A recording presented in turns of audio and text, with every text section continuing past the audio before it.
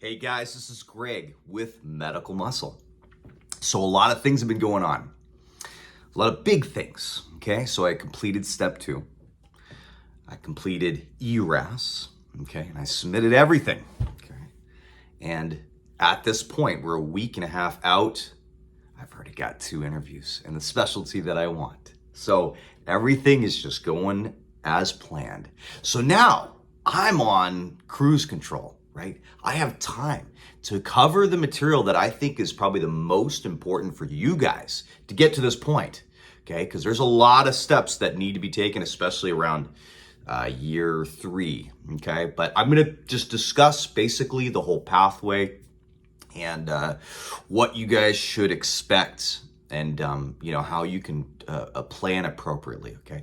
But in the meantime, what I'd like you guys to do is leave a comment down below of any topic that you'd like me to cover, because you guys give great suggestions for videos, and I always appreciate it.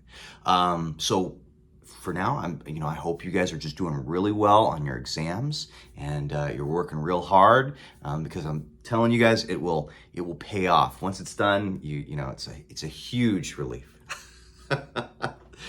So take care, guys, and I'll see you soon.